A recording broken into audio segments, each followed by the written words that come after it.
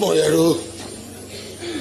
আৰু সেইখন ঘৰলৈ উভতি নাহো দিয়া মণিমালা।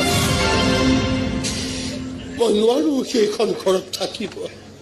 সেইখন ঘৰ মোৰ নিজৰ ঘৰ বুলি ভাবি বহি থাকিব নোৱাৰো মই।